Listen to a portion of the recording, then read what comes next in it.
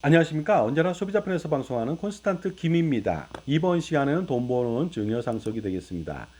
나 같으면 절세 전략을 이렇게 세우게 도와주겠다 편이 되겠습니다. 어떻게 도와주는지 한번 알아보도록 하겠습니다. 자, 부동산을 팔고자 하는 생각에 부동산 중개업자를 만났다. 그래서 매각 여부를 심도 깊게 컨설팅을 받는다면 결과는 어떻게 나올까요? 제가 볼 땐 뻔한 컨설팅이 될 가능성이 대단히 높습니다. 왜냐면요. 물론 부동산 중개업자를 통해서 합리적인 컨설팅을 받아서 부동산을 팔지 않을 수도 있습니다. 하지만 리스크는 항상 존재하죠. 그것은 뭐냐면요. 팔지 않는다면 부동산 중개업자는 컨설팅을 괜히 한 거죠. 왜냐면 그 중개 수수료를 한 푼도 받을 수가 없지 않겠습니까? 그러다 보니까 그 사람한테는 부동산을 매매해야만 수익이 나는데 과연 이런 상황에서 부동산을 매각하지 마세요. 증여하세요.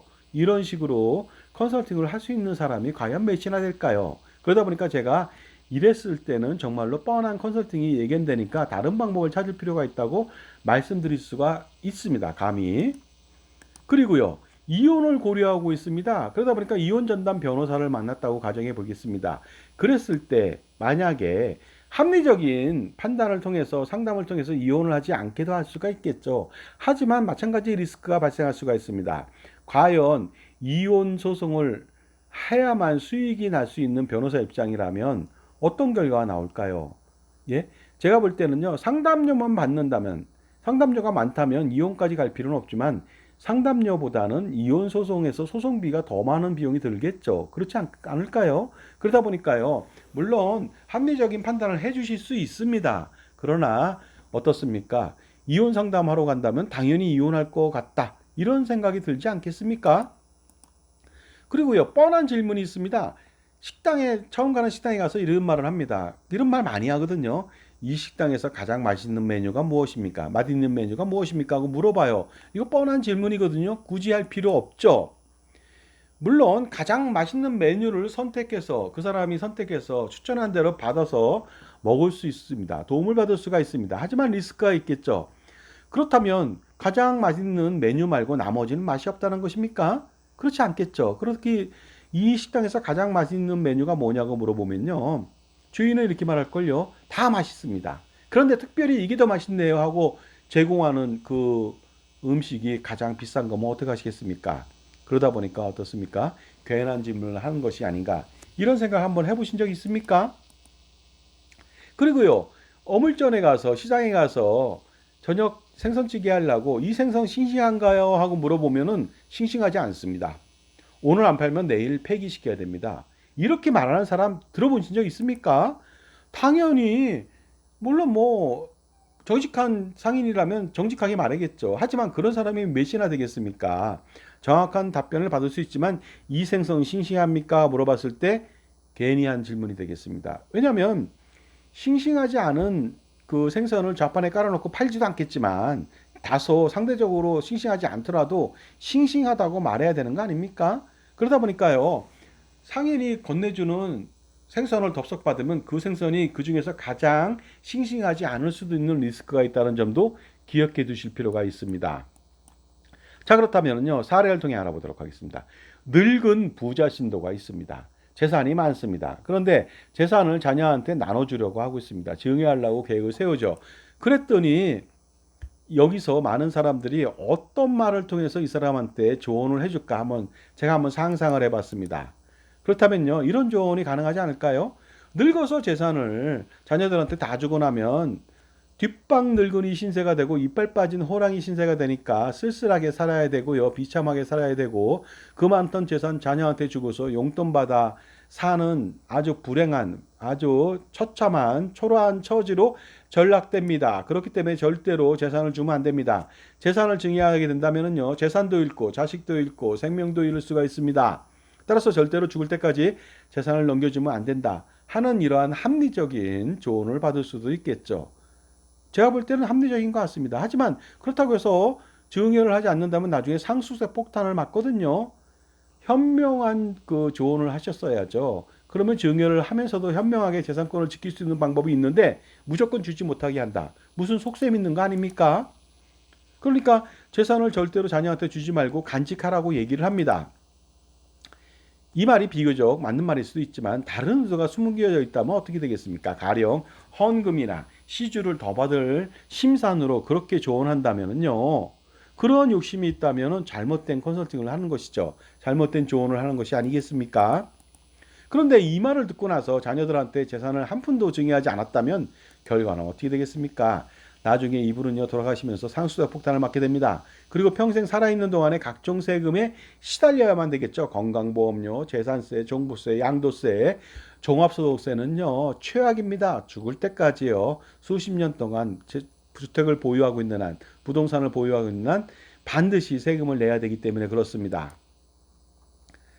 그러다 보면요, 오히려 증여하지 않음으로써 헌금이나 시주할 돈이 더 없어지게 될지도 모르거든요. 그러니까 이러한 컨설팅, 이러한 조언을 하면 안 된다는 생각을 가지실 필요가 있습니다. 그렇다면 가장 좋은 조언은 무엇일까요? 증여세, 상속세, 절세 전략을 현명하게 세우게 만들어 놓고요. 절세 금액의 일부를 자진해서 헌금이나 시주를 내게 한다면, 제가 볼 땐 이것이 더 확실한 절세 전략을 세워주면서 더 많은 이익을 챙길 수도 있지 않을까요? 이런 생각을 갑자기 해봤습니다. 그러다 보니까요, 만약에 상속세, 증여세, 절세 컨설팅으로 50억 원을 줄였다. 그렇다면 고마워서, 너무나 고마워서 10%인 5% 정도는 헌금이나 시주로 낼 수도 있지 않을까 이런 생각이 듭니다. 저 같으면 내겠어요. 50억 줄여줬는데 너무 고맙지 않습니까? 그러면 5억 원 정도가 아니라 10억 원도 내줄 수 있습니다. 자, 이솝 이야기에 이런 얘기가 있습니다. 길 가는 나그네의 옷을 벗기는 방법들. 누구나 아는 얘기지만 현실에서는 누구나 잊어버린 진리가 아닐 수 없습니다. 바람을 세게 불어서 옷을 날려버린다? 입었던 옷을 날릴 수는 없겠죠. 추우니까 점점 옷깃을 여미게 되니까 절대로 옷을 벗길 수 없습니다. 하지만 장렬하는 햇빛을 내리쬐게 한다면 더워서 옷을 벗게 만들게 되겠습니다. 나그네 스스로 옷을 벗기는 것이 아니라 나그네 스스로 옷을 벗게 만드는 전략이 가장 중요하지 않겠습니까? 자, 지금까지 제 정보가 도움이 되신다면 무료 구독하고 좋아요 부탁드리고요. 멤버십 회원가입을 통해서 저의 콘스탄트 김의 다양한 절세 비법을 통해서 여러분들요 수억 원 내지 수십억 원 아니면 그 이상의 절세를 해보시기 바랍니다. 꼭 멤버십 회원 가입해 보시기 바랍니다. 절대 후회하지 않을 겁니다. 엄청난 혜택이 기다릴 것입니다. 자, 그렇다면요 보다 나은 방법으로 솔루션으로 보다 세련되고 멋있게 조언을 할 필요가 있겠죠. 만약 종교기관에서 절세 등의 컨설팅을 도와준다면 제가 볼 때는 금상첨화가 아닐 수 없습니다. 신도들에 대해서 어떻습니까? 절세 컨설팅이라고 하는 엄청난 혜택을 주고 그 다음에 신도들이 자진해서 헌금이나 시주를 하게 된다면 훨씬 더 좋은 결과가 나오겠죠. 그러다 보니까 재산을 증여하지 말라는 말보다 더 좋은 효과를 볼 수 있지 않을까요? 그 다음에 그 재산을 증여하지 말라고 한 그 대상자, 그 사람은요, 상속세도 피할 수가 있고, 현명한 증여를 통해서 재산권도 지킬 수 있으니까, 정말로 일석삼조의 효과를 거둘 수도 있으니까, 바로 이런 식의 절세 컨설팅을 권유하는 것은 어떨까요? 그렇게 된다면 윈윈 전략이 성립되겠죠. 종교단체도 그 다음에 신도도 동시에 윈윈 전략의 승리자가 될 수가 있습니다. 양쪽 모두가 만족하는 컨설팅이 가능하겠죠. 자, 현명한 조언이라고 하는 것은 이런 것이죠. 세율을 낮춰주면 유발세금을 증가하듯이요. 더 많은 현명한 증여를 통해서 더 많은 기대 효과를 누리기 위해서는요. 현명한 판단과 조언이 필요하게 되겠습니다. 따라서 이렇게 생각해 보시면 되겠습니다. 한 푼만 줍시오 하는 거지가 있는데 정말로 한 푼을 주니까 정말로 불평불만을 많이 합니다. 이 정도 가지고 말이야 나한테 주느냐, 누굴 거지로 하느냐, 이 돈으로 뭘 사 먹느냐 하고 말한다면, 불평불만을 한다면 줬돈 푼돈도 빼앗아 갑니다. 그러면 쪽박도 깨트릴 수가 있다는 것이 되겠습니다. 그러니까 현명한 판단이 필요하겠죠. 그러다 보면 현명한 인내가 필요하겠죠. 옹단센 물에 맑은 물을 마시려면요 어느 정도 기다려야만 하는 것이죠. 그래야 흙탕물이 가라앉아서 맑은 물을 마실 수가 있습니다. 절세 컨설팅으로요 투자는 1억 원 벌기가 어렵지만 절세는 10억 원 그 이상을 절세할 수도 있습니다. 그러니 적격 컨설팅을 반드시 받아보시기 바랍니다. 절세 컨설팅이라고 하는 것은요 단편적인 것이 아니라 종합적인 판단과 사고와 선택과 현명한 집행과 실행이 중요하겠죠. 그러니까 절세 컨설팅이 필요합니다.